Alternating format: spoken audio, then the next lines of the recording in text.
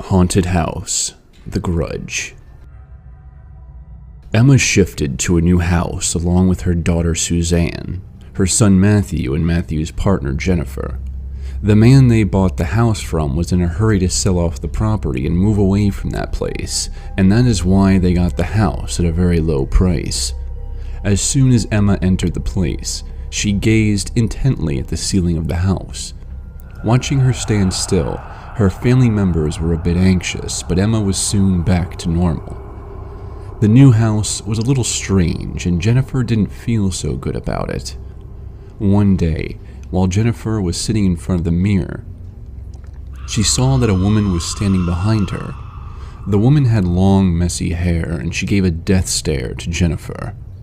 As soon as Jennifer turned, the woman had disappeared.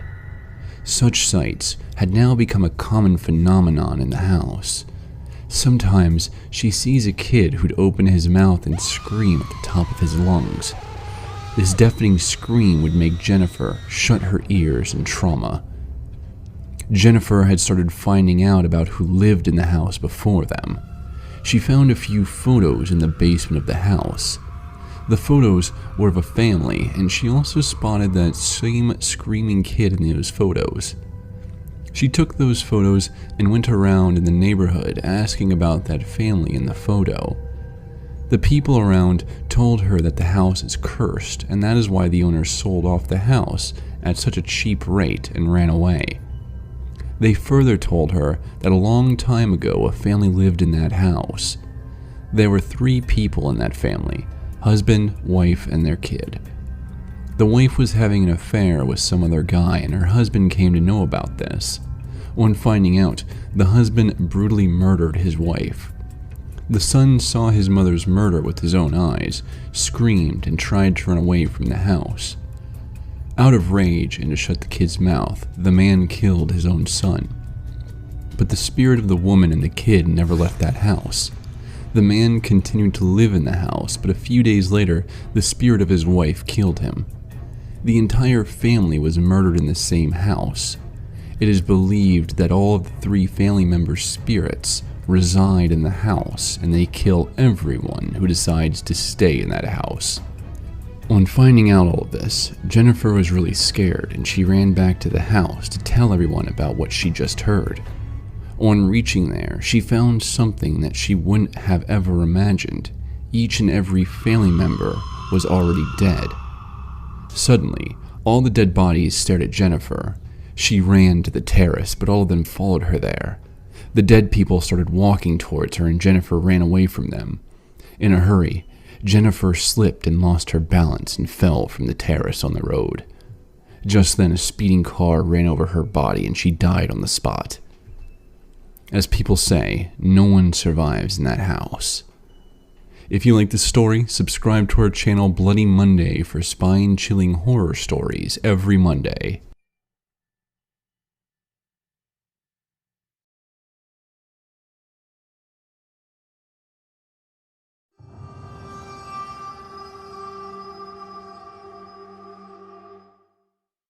Kuchisake Onna. In the decade of 1970, Japan was developing at a rapid speed. They had left their beliefs of ghosts and spirits way behind them, but it seemed that the ghosts weren't done with them just yet. There were certain incidents that occurred during this period, the stories of which can still give goosebumps to people. This is the true story of an urban legend, Kuchisake Onna, which kept the entire Japan under terror in the 1970s. The fear of Kuchisake Onna was at its peak, and the parents had even stopped their kids from going to school. They didn't let them go out to play, and had completely blocked them from going out of the house. But friends, what is the story of Kuchisake Onna? It is said that there was a ghost of a woman who wandered the streets of Japan. She covered her face with a mask, and because of that, only half her face was visible. She frequently stopped young kids and asked, "Am I beautiful?" It seemed like such a simple question when you hear it. The kids used to get mesmerized by the beauty of her eyes and always responded in a yes. The moment they said yes, Kuchisake would remove the mask from her deadly face, which was brutally cut. It looked as if someone had run a sharp knife to cut her mouth open. After showing her face to the kids, she asked them again, "Am I beautiful?"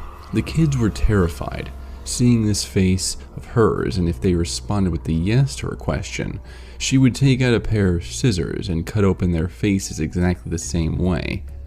And if they responded with the no to her question, she would kill those kids with the same knife without any thought. But where did this Kuchisake come from? Who is she? It is believed that Kuchisake Onna was once a very beautiful girl. She was very proud of her beauty. Her husband was a samurai who loved her a lot. One day her husband went away to fight a war and didn't return for many days. Kuchisake lived alone those days and sought companionship. When her husband finally returned, he found that his wife was having an affair with another guy. He was seething in anger, and this led him to take his sword and run it through her face. He then asked her if she was still proud of her beauty.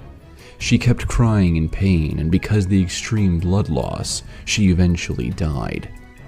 Since then, her spirit roams the streets of Japan. With her half-cut face hidden, she asks every other guy the same question, "Am I beautiful?" After some time, Kuchisake left Japan and went away. What was her motive, and why did she finally leave? No one knows.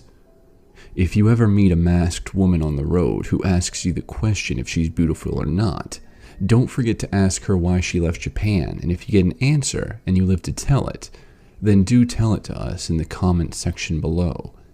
Subscribe now to our channel, Bloody Monday Horror Stories, for spine-chilling horror stories every week.